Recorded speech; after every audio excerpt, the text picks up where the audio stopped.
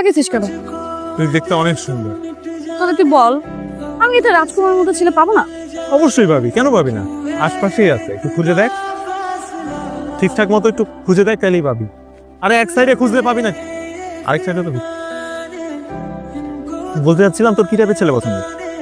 আমার যে চাপের ছেলে পছন্দ সেটার মানে ঠোঁটগুলা গোলাপি, চশমা পরে দেখতে ভালো, হাইট এভারেজ বাংলাদেশের ছেলেদের যে হাইট, তোর সাথে ভালো মানাবে।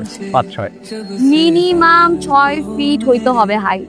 ছেলে হইতে হবে একদম 6 প্যাক, মাসল থাকবে, একটা পঙ্খিরাজ ঘোড়ায় চলে টকবক টকবক টকবক করে আসবে। ও মাই গড, মানে সব। এই চুপ কর চুপ কর, ঘোড়ায় আজকাল কেউ চড়ে না, ওই সার্কাসের মানুষজনই চড়ে।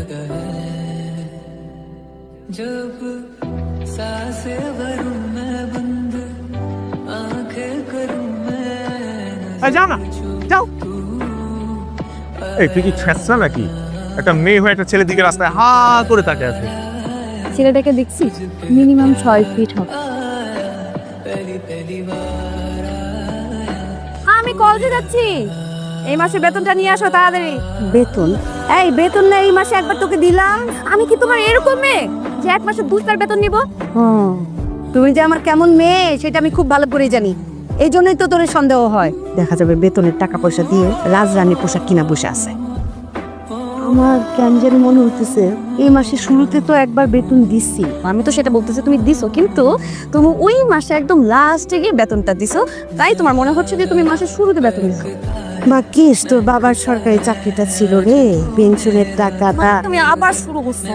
কারণ টাকাটা আমার অনেক কষ্টের টাকা, আমি চাই না এই টাকা শিয়াল কুকুরে খাক।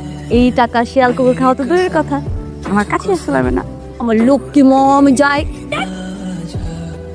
টাটা মা, একবার তোমারে বিয়ে দিয়ে নেই, টাটা দিয়ে নেই, তারপর আমি বাঁচি। আমার না বিশ্বাস হইতেছে না তুই আমার ট্রিট দিতে। তাহলে তুই এখন কার টাকা খাচ্ছিস?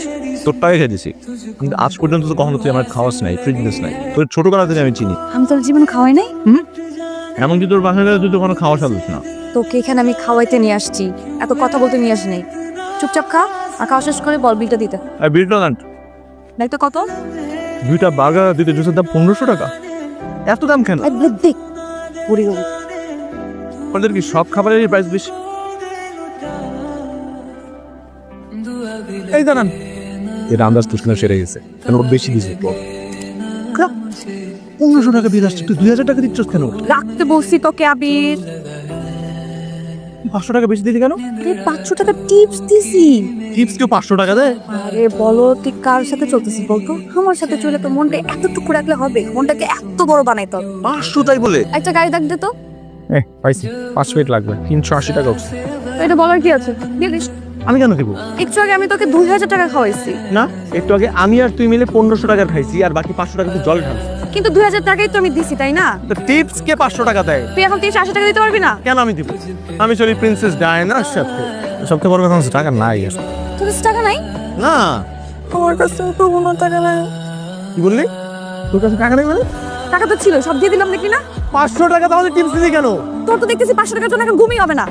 টাকা নিয়ে আসবি না, মানুষ তো চিপা চাপা 2-4টা টাকা রেখে দেয়। হ্যাঁ খেলে 20 টাকা আছে পকেটে, চল।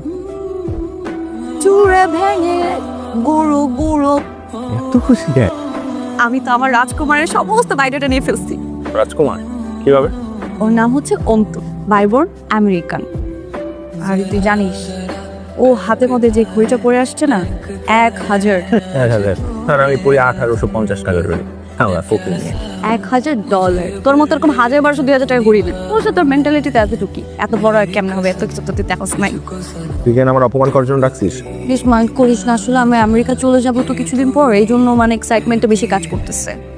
আচ্ছা বাদ দে সমস্ত কথা, আমি তোকে যে ইম্পর্টেন্ট কথা বলার জন্য ডেকে নিয়ে আসছি সেটা হচ্ছে, অন্ত আমাকে বলছে কালকে রেস্টুরেন্টে দেখা করতে হবে। আমাকে কি জানি বলবে, অনেক এক্সাইটিং একটা কথা বলবে, বুঝছিস তো? তুই ওর সাথে একা রেস্টুরেন্টে দেখা করতে যাবি না। একা কে যাচ্ছে? আমার সাথে তো তুইও যাচ্ছিস। কিন্তু ভালোই। কেমন পিওর ডায়মন্ড মাপ। তোমার ওয়াইফটা কে? যার সামনে বের করেছি সে যদি না বুঝে।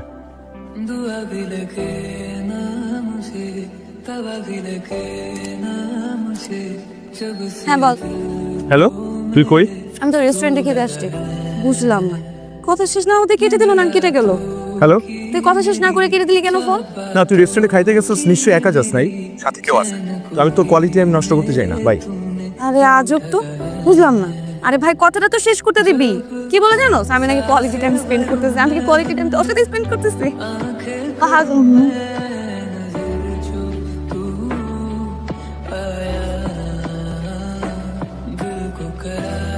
আঙ্কেল আসসালামু আলাইকুম। ওয়ালাইকুম আসসালাম। কি খবর মা?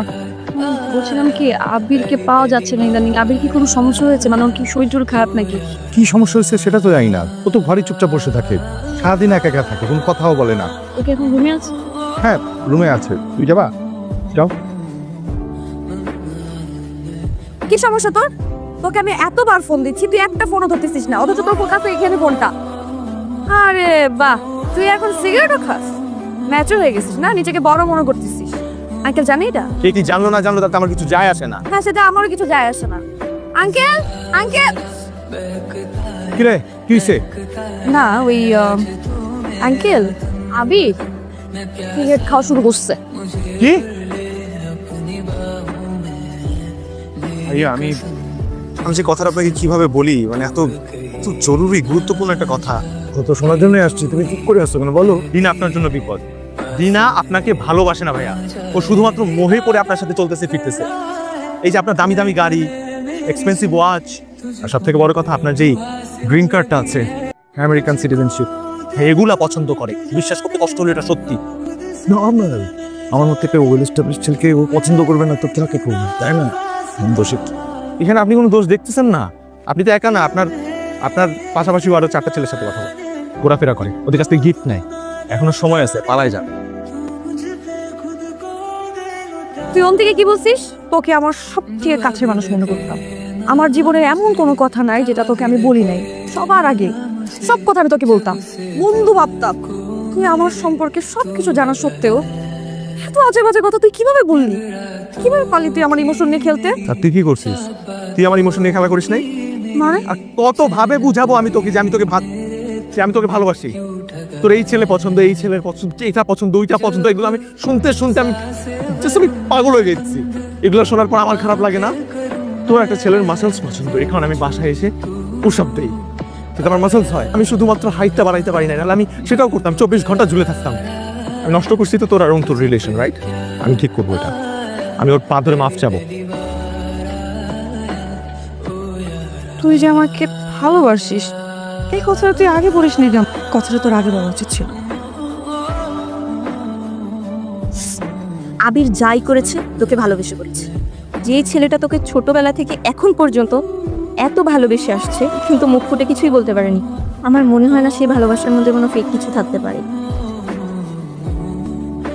ডাক্তার কেন আইসক্রিমও খাওয়া? না, আমি আসলে চিন্তা করে দেখলাম, অন্যের গাছের পাকাম খাওয়ার থেকে নিজের গাছের কাঁচা আম খাওয়াটাই ভালো। যদি একটু টক, সমস্যা নেই।